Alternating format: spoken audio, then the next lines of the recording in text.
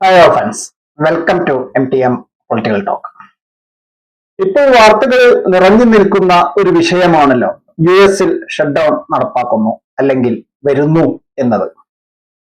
എന്താണ് shut down? ഇത് നടപ്പാക്കിയാൽ പൗരന്മാരെ എങ്ങനെ ബാധിക്കും?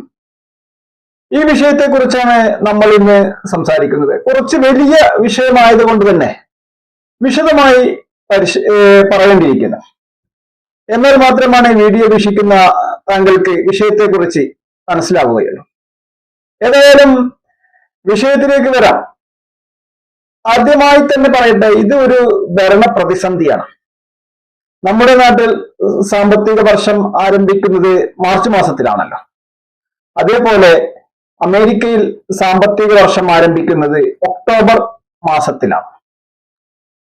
സർക്കാർ പ്രവർത്തനങ്ങൾക്കുള്ള ഫണ്ട് അനുവദിക്കുന്ന ബിൽ പാസാക്കാനാകാതെ വന്നതോടെയാണ് ഇങ്ങനെ ഒരു കടുത്ത തീരുമാനത്തിലേക്ക് ഇപ്പോൾ ഭരിക്കുന്ന സർക്കാരിനെ അതിനെ നയിക്കുന്നവർക്കും കടക്കേണ്ടി വന്നത് എന്നാണ് ഇതിൽ നിന്ന് നമുക്ക് മനസ്സിലാക്കാനുള്ളത്.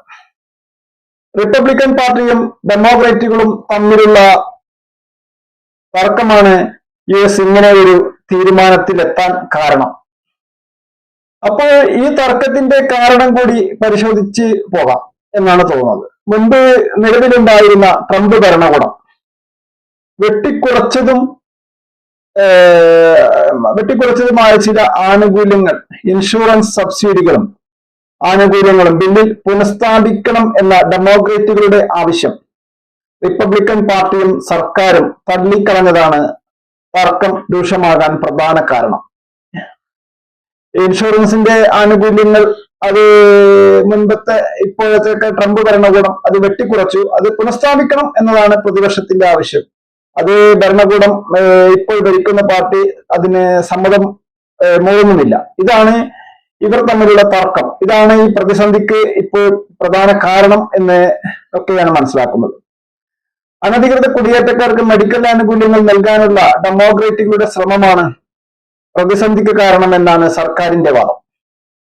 കുടിയേറ്റക്കാർക്ക് മെച്ചപ്പെട്ട ആരോഗ്യ പരിരക്ഷ സ്കീമുകൾ നൽകുമ്പോൾ അത് കൂടുതൽ പേരെ അമേരിക്കയിൽ എത്തിക്കാൻ പ്രേരിപ്പിക്കും. ഒരു രാജ്യത്തിനും ഇത്രയും വലിയ സാമ്പത്തിക ബാധ്യത താങ്ങാനാവില്ല എന്നാണ് അതുകൊണ്ട് കടുത്ത നിലപാടുകൾ സ്വീകരിക്കുന്നത് എന്നാണ് പ്രസിഡന്റിന്റെ വിശദീകരണം. ബിൽ പാസ്സാകാൻ 60 വോട്ടുകളായിരുന്നു സെനറ്റിൽ ആവശ്യം. എന്നാൽ 53 അംഗങ്ങൾ മാത്രമുള്ള റിപ്പബ്ലിക്കൻ പാർട്ടിക്ക് ബിൽ പാസ്സാകണമെങ്കിൽ ഡെമോക്രാറ്റുകളുടെ സഹായം കൂടിയേ തീരൂ. ഈ പിന്തുണ ലഭിക്കാതെ വന്നതോടെയാണ് ഷട്ട് ഡൗൺ ഉറപ്പായിരിക്കുന്നു. ഇനി എന്താണ് ഷട്ട് ഡൗൺ? അതുകൊണ്ട് ഇപ്പോൾ ഉണ്ടാകുന്ന പ്രതിസന്ധി എന്തൊക്കെയാണ്? ആർക്കൊക്കെയാണ് നഷ്ടം സംഭവിക്കുക? ഈ വിഷയത്തെ കുറിച്ച് കൂടി നോക്കേണ്ടതുണ്ട്. ലോകത്തിലെ തന്നെ ഏറ്റവും വലിയ സാമ്പത്തിക ശക്തിയാണല്ലോ അമേരിക്ക. നമുക്കെല്ലാവർക്കും അറിയാവുന്ന കാര്യവുമാണ്.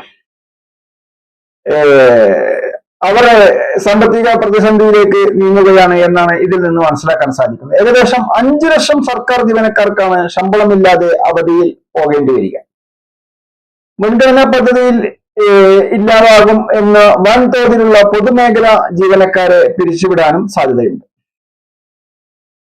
മുൻഗണനാ പദ്ധതികൾ ഇല്ലാതാക്കും. ഇതാണ് ഇതിൽ നിന്ന് പ്രധാനപ്പെട്ടത്.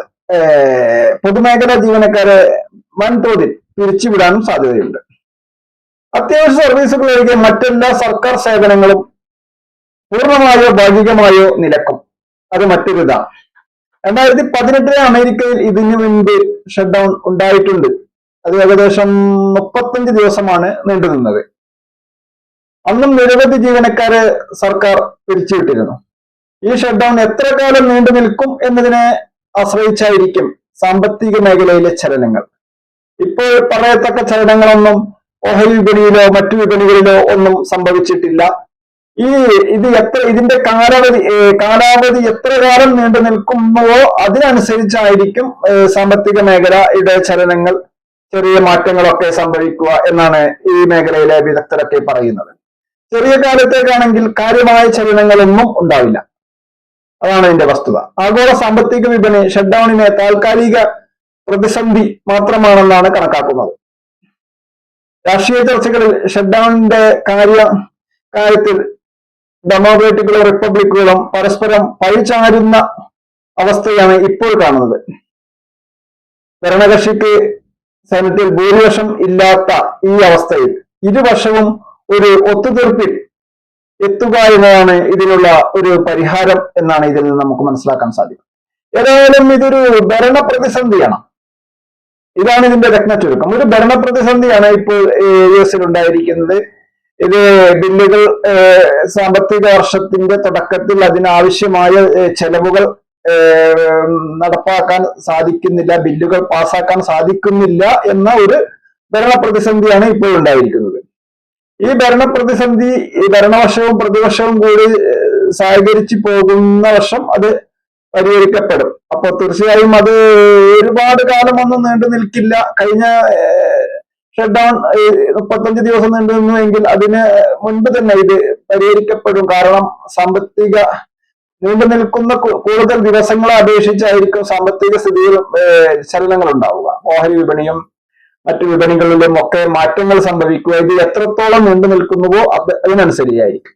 അതുകൊണ്ട് തന്നെ ഇതൊരു നീണ്ട കാലയളവിലേക്ക് പോകാൻ സാധ്യതയില്ല. ഇരുപക്ഷവും ഡെമോക്രാറ്റുകളും റിപ്പബ്ലിക്കുകളും ഒക്കെ ഒരു കൂടിയാലോചനയിലൂടെ ഇതൊരു താൽക്കാലിക പ്രതിസന്ധി പരിഹരിക്കപ്പെടും എന്ന് തന്നെയാണ് ബിസിനസ് ലോകവും ജീവനക്കാരും രാഷ്ട്രീയ ലോകവും ഒക്കെ പ്രതീക്ഷിക്കുന്നത്. അങ്ങനെ തന്നെ സംഭവിക്കട്ടെ എന്ന് നമുക്കും പ്രത്യാശ പ്രകടിപ്പിക്കാം. തീർച്ചയായും ഈ വീഡിയോ മുഴുവനായും വീക്ഷിച്ച താങ്കൾക്ക് നന്ദി. താങ്കൾ ഈ ചാനൽ ഇതുവരെ സബ്സ്ക്രൈബ് ചെയ്തില്ലെങ്കിൽ സബ്സ്ക്രൈബ് ചെയ്യുവാനും അഭിപ്രായ നിർദ്ദേശങ്ങൾ എന്താണെങ്കിലും അത് കമന്റ് ബോക്സിൽ രേഖപ്പെടുത്താനും ലൈക്ക് ചെയ്യാനും ഉറപ്പിക്കാനും അടുത്തൊരു വീഡിയോയുമായി വീണ്ടും കണ്ടുമുട്ടാം. നന്ദി, നമസ്കാരം.